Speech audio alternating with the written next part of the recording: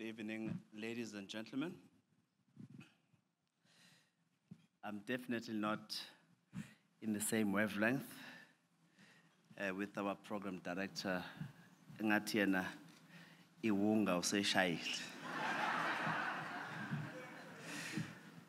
But I want to thank the organizers for seeing it fit that this year's BBQ Awards received me as a speaker. I truly appreciate that. My organization, the Black Business Council, absolutely appreciates the honor. In our midst is the Honorable Member of Parliament representing UDM, Ubaba Ungabayomzi Ngwangwa. Welcome, sir. Also is the MEC for Education in Gauteng, Ubaba Upanyaza Lesufi. It's an honor to have you in our midst.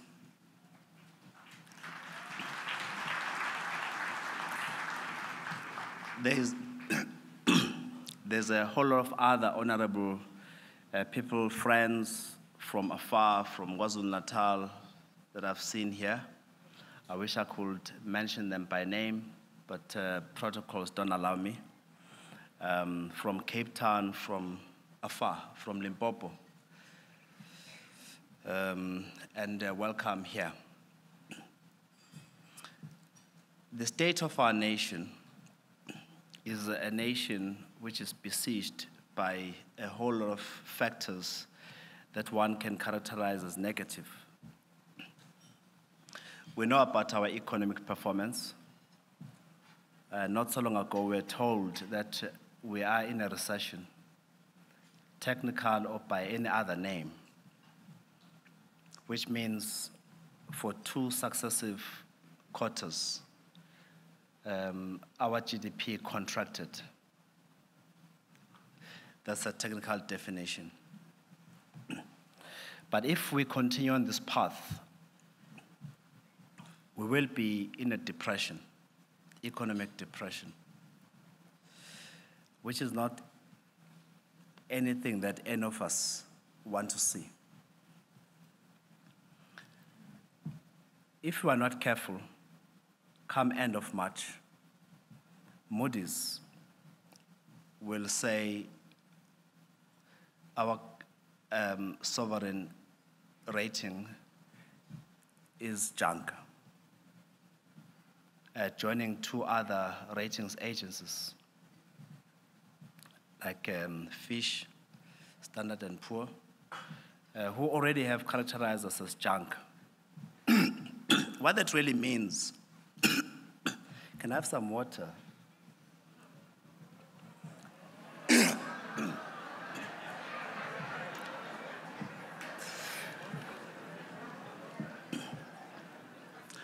Thank you. What that really means is that the cost of doing business in South Africa will be quite high. And people have really underestimated the negative impact of a negative downgrade to junk.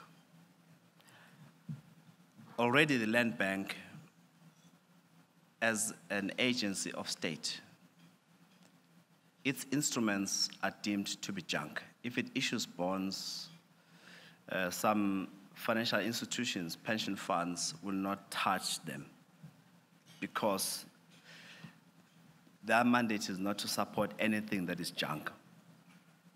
What that really means, if I was to take Land Bank as an example, then I have to go to machinistas to raise instruments to continue their program. And as you know, machinistas charge a lot of money. Now, if you go and borrow money from the Land Bank, that means you'll pay a lot of money. Now, if you take Land Bank as a microcosm of what could happen to the rest of the country when we are junk, we'll have entered a territory that we have no precedence. So we are skirting on very thin ice. And we've been in business, we've been warning politicians that don't flirt with danger. We are in an abyss now. We are very close to collapsing into calamity. I wish I could put it better. I wish I could put it in much nicer language, but I'll be misleading you. So Moody's is meeting and presenting a report end of March. Let's keep our fingers crossed. And you will have seen the Minister of Finance presenting his budget and using the tone and the language, which was trying to instill some kind of agency among his fellow members of parliament. He started that when he was presenting the midterm budget policy framework last year, I think October or September. So that's a very important negative that faces our country, the prospect of ratings downgrade to junk. Need I say anything about corruption? There was a time when we're meeting government, especially president and his ministers, you had to qualify corruption because they were very uncomfortable using corruption in reference to government. It's now endemic. It's now widespread. It's pervasive in society. It's not just government, the private sector, the jury, or the judiciary. Even the church is corrupt. There's no segment of our society which is immune from this scourge called corruption.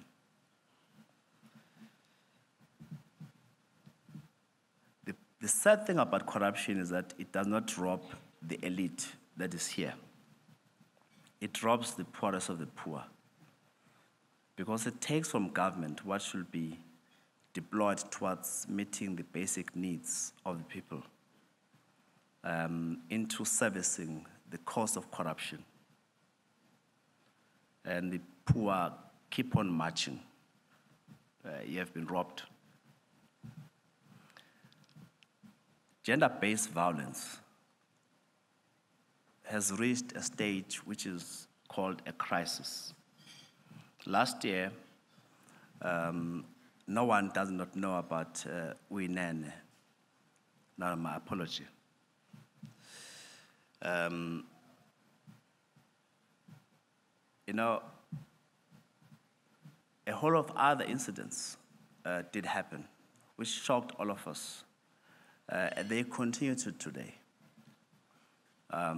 We need to bury our heads in the sand and cover ourselves in shame as South Africans for the extent to which our women folk suffer at the hands of men.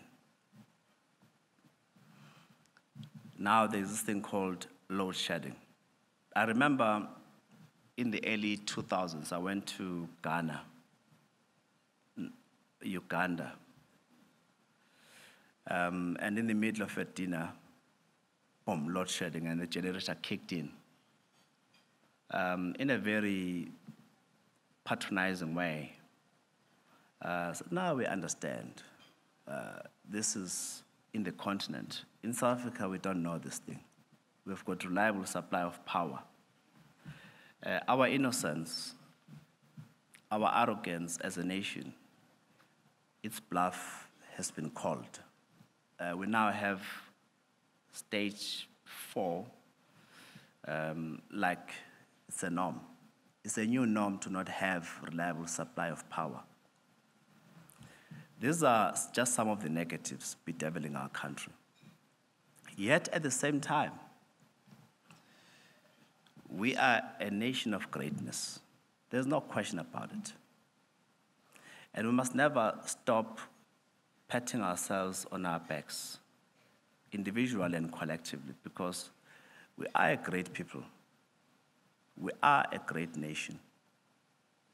And people talk about the resilience of South African people like a cliche, like we want to believe our own lies. But the truth is we are a great people. We are very resilient. If you consider where we come from, people who are the born-frees don't understand living under apartheid and why our recovery from an apartheid kind of setup to a democracy was hailed by the whole world as a miracle, because never did people think we could emerge unscathed. Yet we did. And we talked and jawed and shouted and screamed at each other across the CODESA tables.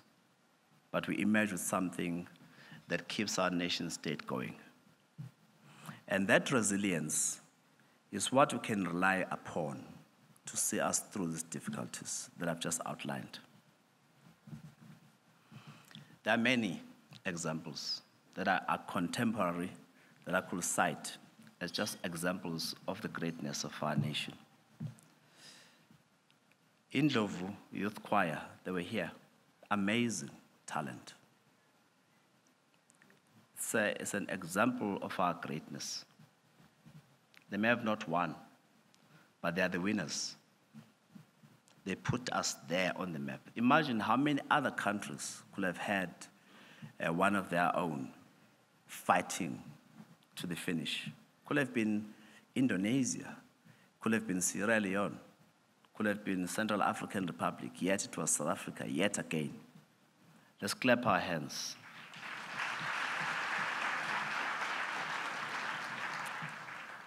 Siya Kolisi and his boys, Uzozibini,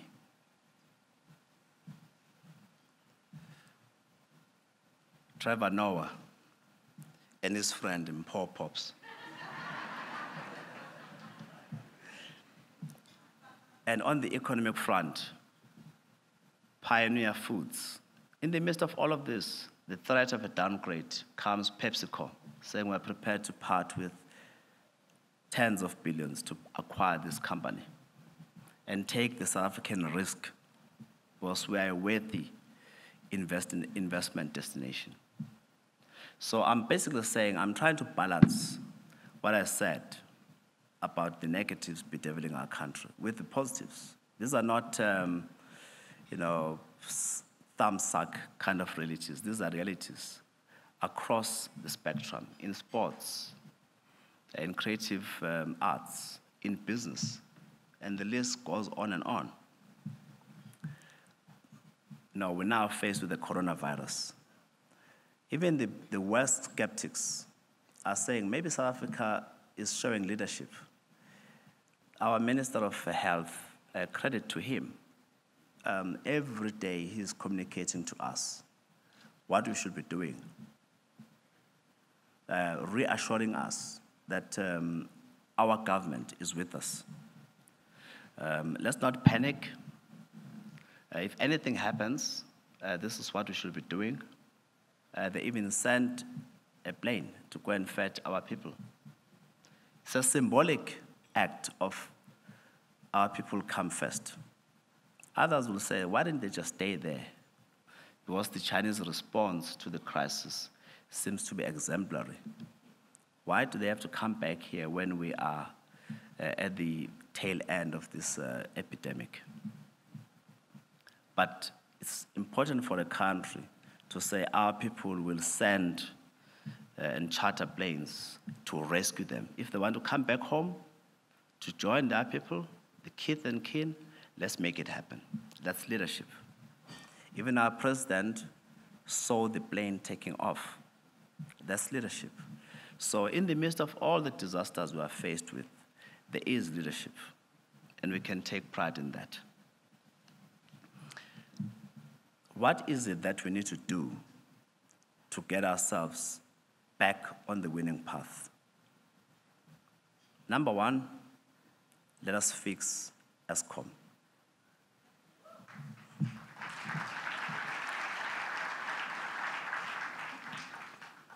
We have to fix Eskom. People say, parastatals, why must we rescue them? Why must we keep on pumping money? Eskom is not SAA.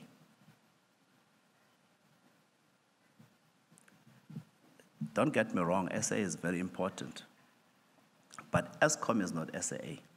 Eskom is our economy. If there was to be no Eskom, no lights, there will be no economy. You will then see that the difference between ourselves and some of the cash economies north of us, the difference is partly Eskom. The transmission infrastructure that Eskom has is second to none in the continent, and I'll argue in the developing world. It's waiting for a reliable transmission of wattage from power stations to take it to our homes and industry. Let's not allow that to go to waste. The generational capacity we have at Eskom, if you add Medupe and Gusile, and even add the aging fleet in older power stations, is probably more than most of African economies combined.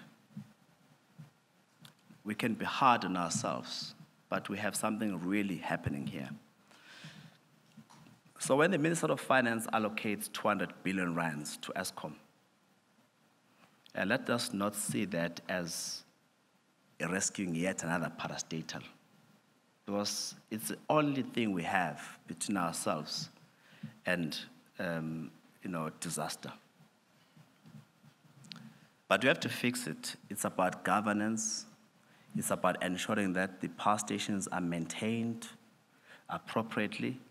It's about ensuring that the single-mindedness of the executive is not tampered with by executive interference, or call it by any other name. But Eskom must be fixed. And I'm very empathetic to those that say, keep Eskom in the ownership of the state. And allow us as a country to move towards what is called a just transition, where, for example, previously, we have tended to rely on thermal coal as a source of power, and with a bit of nuclear in the form of Quebec. We're now introducing renewables. We have gas generational capacity, which is often standby. It's been used quite frequently of late. We bring wind, we bring hydro, and in a just manner, systematically move towards a state where in 2030, 56% or so of our power will come from thermal coal source, and the balance from other sources, including gas and nuclear. That's a just transition. Let's not allow those who footsack our capabilities and who rubbish our heritage. We've got 300 years or more of proven reserves of coal in South Africa, in Limpopo, in northern KwaZulu-Natal, in Mpumalanga, and elsewhere. It's very important. It's an endowment from God. It's not a curse. It's a blessing. Let's recognize it as such. If you include north of our borders, you have got lots of reserves in Botswana, in Angola, in Mozambique, and elsewhere. If you integrate the region, we've got enormous primary energy source, which we can use, which can power our energy security for many centuries to come. So, what we should do instead of rubbishing our capability and our inheritance is to invest in cleaner technologies Because global warming is a reality. It is a reality. Even if I don't have evidence, but it is a reality. Scientific evidence points in that direction. Now, we have to support a transition towards a greater use of renewables, because it's important. Number two, we must fix our state-owned enterprises as a whole. Traditionally, when Mr. van der Bijl, at the beginning of the 20th century, presented a paper to the then ruling party, which paper occasioned the creation of Eskom, ISCO, and later Sasol. They were very keen on resolving the Afrikaner problem, not only of poor education, but also poor employment. They achieved that through parastatals, but also they powered the development of this country as an industrial giant. And there's no reason why we must frown upon SOEs. But if they're not managed properly, and they're not capitalized properly, they become a drain on our resources. Then we have every reason to complain. But we must fix them. We need them as a country. Number three, there's talk that throughout the world, the key to unemployment and the key to economic growth is SMMEs. Yet in South Africa, we treat the SMMEs with great disdain. If you go to a country like Italy, well, they will define SMMEs using their own language and numbers. Companies that generate turnover up to maybe 150 million euros. For us, a company that generates 150 million euros would be called, or equivalent, would be a large company. But even if we define using our own language, 150 million rands, let's call that an SMME. That's where the greatest prospects for us to create jobs is. But in South Africa, because of our colonial heritage and apartheid heritage, we tend to glorify things that are big. We give them all the support. And we experience that at the Black Business Council. When you compare the extent to which our government takes us seriously, they probably take our bigger business kind of counterparts 10 times more seriously. If they say jump, government almost says, without saying it, how high must we jump? Yet we in Black business who are focusing on the SMME sector, we sometimes battle for the audiences. The situation is improving. We're not complaining. But South Africa has got this culture of glorifying what I call jumboism. We like a jumbo in the jet, a jumbo in the jet. We clap hands when we see it. So everything that is big is glorified, yet the impact of big business on employment creation is very minimal. If you give an industrial giant twice its turnover as an opportunity, they'll possibly increase employment by 10% and use that opportunity to automate, to achieve greater productivity from machines than people. Not because they hate people, just because they're big, they're achieving efficiencies. Yet if you double the size of an SMME sector, take a B&B, for example, and say, look, we'll book 2 more people than last week. That SMME will possibly double the size of people in the employ. And if you add all of those, the multiplier effect is massive. So South Africa needs to take the SMME sector a lot more seriously. And therefore, access to capital for SMMEs is something that we need to push hard and aggressively.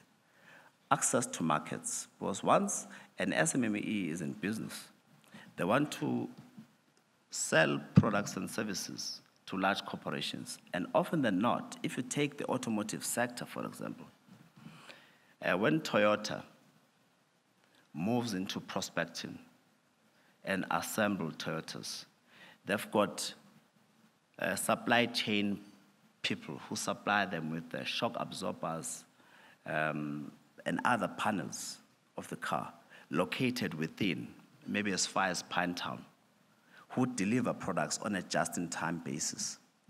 And probably you'll find that those are partners of Toyota back in Japan, who were told, we're now moving into this car, come and automate.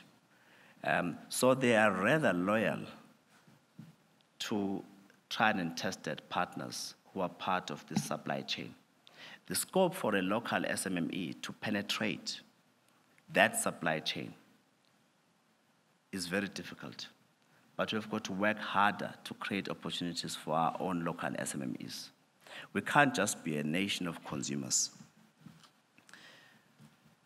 This talk of fourth industrial revolution, everyone is talking fourth industrial revolution, Internet of Things, machine technology, and so on and so forth, robotics.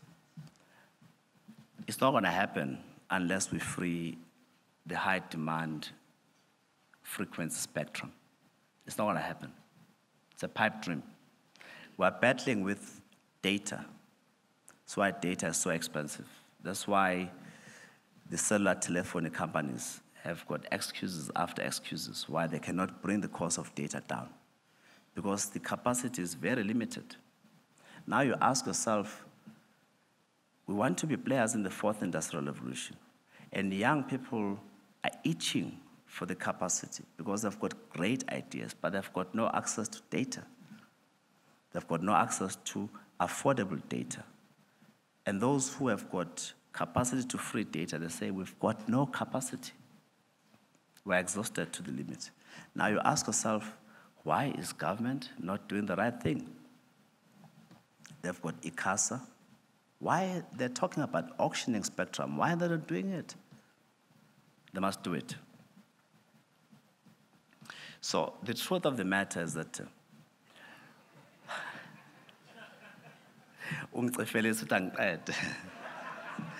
it's okay. What I'm basically saying, good people, is we have all the low-hanging fruits that we should tap into and make sure that our economy breathes and pumps at the right level. Our president is a listening president, and there's no question about it. He's saying all the right things, and he's making all the right moves. But the biggest concern, certainly from business, from black business, we've just come back from a 2-day Black Business Summit. There's a resounding view that the pace of change and doing things is rather too slow. And if there's any suggestion we could make to the powers that be, is that please hasten things. The challenges that we are faced with don't require the right moves only. They require right moves at the right pace. Thank you.